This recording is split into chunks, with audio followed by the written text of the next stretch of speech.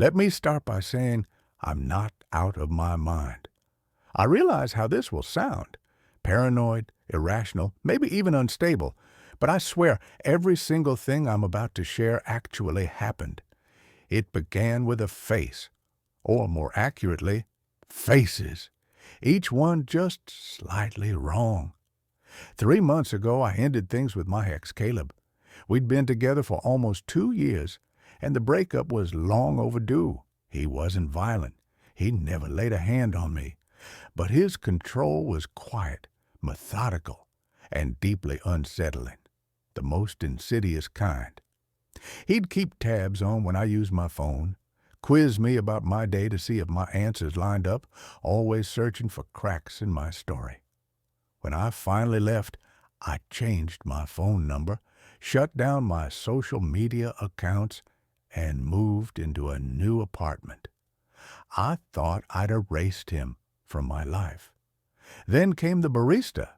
It was a Tuesday morning, and I stopped by a small, tucked-away coffee shop near my new place. I'd only been there once or twice before.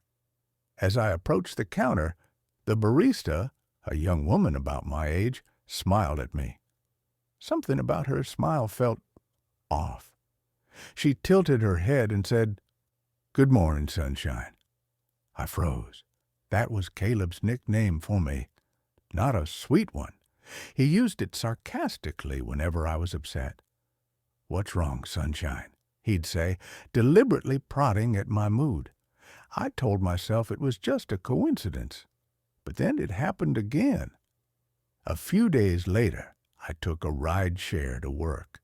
The driver was a man in his 50s who kept glancing at me in the rearview mirror like he was trying to place me. Then, casually, he asked if I'd ever figured out what I was running from. Caleb had said those exact words to me once after I told him I needed space. "Ever figure out what you're running from?" he'd asked, dead serious. Now, two strangers had repeated his exact phrases, and it didn't stop there. A woman at the grocery store brushed past me and whispered, "You don't get to just disappear." A man on the sidewalk muttered, "Still wearing your hair like that?" as he walked by. Someone in my office building said, "You always like this song," while softly humming the very tune Caleb used to play during arguments. It wasn't their faces that unnerved me. It was the way they looked at me, as if they knew me. Different faces, but the same eyes, the same expression. I began to wonder if I was losing my mind. How else could this be happening? In desperation, I reached out, not to Caleb directly, but through his sister. I sent her a message asking her to tell him to stop. I figured maybe he'd hired a private investigator or had people feeding him information. I just wanted it to end. She replied the next day, "I don't know what you're talking about. Caleb's in rehab. He's been there for 6 weeks with no phone." I didn't believe her. I thought she was covering for him, until I saw a photo she posted of him on Facebook a week later. He looked pale and worn down, holding a one-day sober chip. If it wasn't Caleb, then who? I still couldn't shake the feeling that these strangers knew things they shouldn't. One night, I stayed late at work, avoiding my apartment because it no longer felt like a safe place. Around 10 p.m., I finally decided to walk home.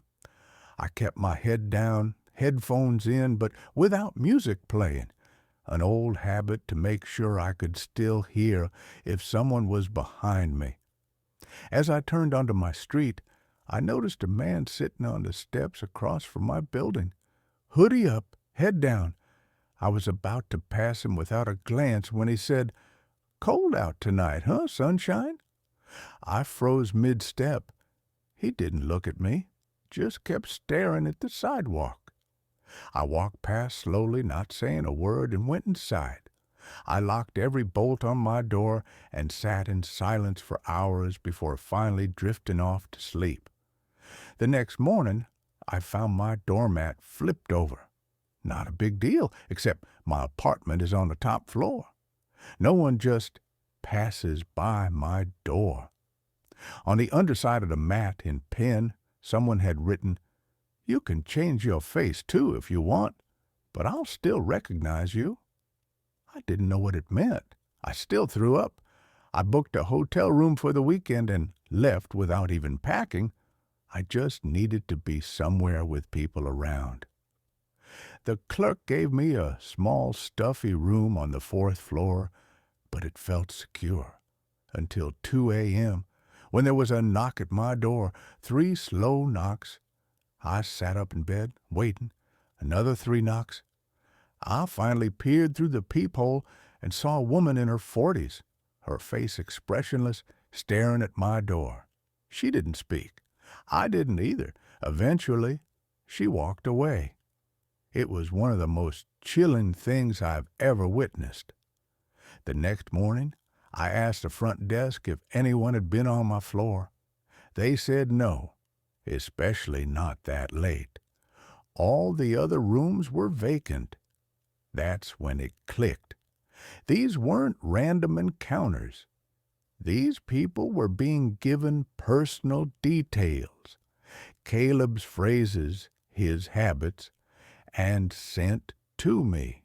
And if it wasn't Caleb himself, someone else was doing it for him.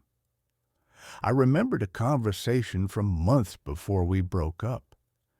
Caleb had mentioned a forum he was part of. He said it was about productivity and self-improvement. Looking back, it sounded more like some twisted cult-like role play. I never knew the name, but now I'm convinced it's real. It wasn't traditional stalking. It was psychological branding. He was painting himself onto strangers, ensuring I could never stop watching for him, even if I never saw his actual face again. I moved again, went dark on social media, dyed my hair, told friends not to give anyone my information. It worked until last week. I was walking home from the bookstore when a woman passed me on the sidewalk and said, "Still hiding behind books, sunshine?" She kept walking, never even looking at me. I don't think this will end. Maybe he paid for some underground service to keep this going for a year. Maybe he made it public, turned me into some kind of sick game. Who can scare sunshine the most? Who can get the closest without touching? Now I can't trust anyone's face. And the constant paranoia is eroding what's left of my sanity.